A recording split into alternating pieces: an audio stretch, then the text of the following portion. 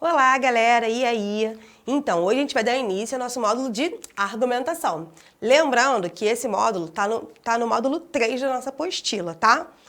Então, vamos falar de argumentação. O que a gente vai argumentar? A argumentação está dentro da dissertação. Por quê? Eu tenho dissertação expositiva e argumentativa, né? A dissertação é um dos tipos textuais, né? Vocês já viram, narração, descrição, injunção, exposição e dissertação. E aí a gente tem a expositiva, que é quando você, tipo um resumo, né? Você passa as ideias sim, mas não são suas.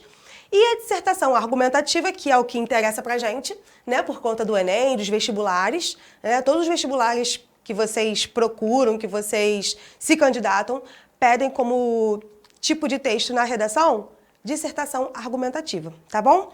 E aí a gente vai falar um pouquinho sobre isso, bem tranquilo, bem calmo, porque a gente vai ver ao longo do ano vários pontos que vão agregar nessa nova escrita, né? Não tão nova assim, mas que vamos aperfeiçoar, digamos assim, então. Então, o que é dissertar? O que a gente faz quando a gente pede para dissertar? Professor, lá vem o professor falar, escreva um texto dissertativo argumentativo, sem nem o que é isso, nunca vi no dicionário o que quer dizer, então eu tô aqui para isso, né? Dissertar, eu coloquei aqui alguns sinônimos, algumas coisas que a gente faz na redação quando está dissertando, né? A gente critica, expõe, argumenta, convence, opina, né? Julga de certa maneira, se posiciona, exemplifica. Só que a gente não pode fazer isso de qualquer maneira, não é um eu acho, né? Não é um achismo. Você precisa de comprovar o que você está dizendo através de argumentos. E esses argumentos têm que ser válidos, né? Pode ser a citação, sei lá, de um filósofo, né? De um pensador, pode ser dado do IBGE, pode ser um fato histórico. Então, algo que vá trazer peso, que vá corroborar para que o seu argumento tenha peso, tenha validade, né? Porque a gente não tem só que dizer o que acha, a gente tem que comprovar o que a gente acha, né? Claro, sem se colocar no discurso, né? Como a gente já conversou algumas vezes, mas a gente precisa de mostrar esse nosso conhecimento, a gente precisa de defender, isso sim é argumentar, né? É igual quando você fala para sua mãe que você quer sair, que você quer... Agora não, tá, gente? Que a gente tá, pandemia, né? Só que o que acontece? Ah, mãe, eu quero, sei lá, eu quero o iPhone 12, eu quero sair com os meus amigos. O que você faz para convencer sua mãe? Você argumenta, né? Você tem que mostrar para ela que você merece, porque você ainda precisa que ela te permita ou deixe você fazer algumas coisas ou te dê algumas coisas. Então, você faz o quê? Argumenta. No texto, a gente vai se posicionar e argumentar em favor desse nosso posicionamento, tá bom? E aí, eu coloquei um exemplo aqui só para vocês poderem ver qual é o tom, né, da dissertação.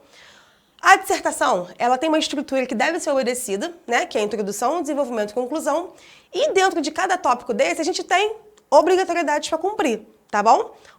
Por exemplo, botei aqui para você, ó, o que tem que ter na introdução? Eu tenho que apresentar o meu tema, eu tenho que mostrar o problema e eu tenho que ter a minha tese, que é o meu ponto de vista, né? Isso tem que estar dentro da introdução.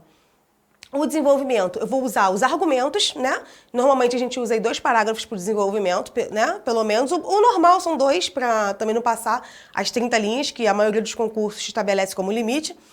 E esses argumentos, eles devem ser criticados. Você vai apresentar aqui, como eu falei, um dado do IBGE, a citação de algum filósofo, algum sociólogo, algum pesquisador, alguém, a fala de alguém que vai corroborar, que vai validar o que você está dizendo. Mas você também tem que criticar esse argumento. Aí é que está a chave da argumentação, da dissertação argumentativa, tá? A gente precisa, no final de cada parágrafo de argumento, colocar aquela célebre frase. Portanto, sobre esse viés, é inadmissível que essa situação continue na nossa sociedade, né? O que você está fazendo? Você está criticando o que você disse antes, né? Que é o problema. Mas a gente vai ver isso, eu pretendo fazer um outro vídeo justamente mostrando para vocês todos esses tópicos, tá bom? E na conclusão a gente tem a retomada do tema, a proposta de intervenção, né? Reafirmando a tese. Lembrando que a proposta de intervenção, ela é obrigatória no Enem, tá? Os outros vestibulares, nem todos cobram essa proposta de intervenção, tá? Só você resumindo e retomando a tese, já fecha a sua conclusão, tá bom? O que precisa de ter na minha introdução? Como eu falei, né? Tem que ter a tese, a contextualização, o tema. E ela vai fazer o quê? Ela vai preparar o leitor para o meu tema, porque é nela que eu apresento o tema. Tem que estar relacionado com o que vai discutir no desenvolvimento, óbvio, né? Senão eu vou perder aí em coerência, né? Eu posso também perder, marcar um tangenciamento somente. Vamos falar também sobre os temas, tá? O que pode colocar, o que não pode colocar. Apenas um parágrafo, nada de inventar na introdução, um parágrafo para ela. E objetiva, sem rodeios. O que é isso? Você vai colocar o tema, apresentar sua tese e o projeto de texto. É isso, tá? Evitar citações e contextualizações que não caibam com o assunto, tá bom? No desenvolvimento, é o que eu falei para vocês, né? É a parte mais significativa, porque é ali que você vai criticar o argumento, né? Os raciocínios, a argumentação, as controvérsias, as deduções, as pesquisas, os dados, as falas vão estar aqui. É a substância do trabalho. O que é a substância do trabalho? É a parte importante, né? É aquilo que vai ser avaliado, porque ali vai estar o teu conhecimento de mundo, vai estar vai mostrar que você domina outras áreas do conhecimento, e isso é muito, muito bem visto, né, pela banca do Enem. E não pode ser menor que a introdução. Aqui já é uma questão, né, estética, mais de forma, mas que é verdade, né? Ele não pode ser menor, porque na introdução, no desenvolvimento você vai apresentar o que é a introdução, então ele não tem como ser menor, tá bom? Porque você precisa de retomar o que você disse na introdução, comprovar com o dado e criticar, então ele não pode ser menor. E na conclusão, como eu falei, você vai fechar, né? Vai retomar o seu tema para poder concluir. E ali você vai colocar a proposta de intervenção para o problema, ou encaminhamento, pelo menos, no caso do Enem, né? Um caminho que seja para a solução. Também só um parágrafo, tá? Não precisa de ter mais de um, quer dizer. Ela não pode deixar de ser feita, ela tem que existir, porque ela faz parte da estrutura do texto, tá? Não quero fazer...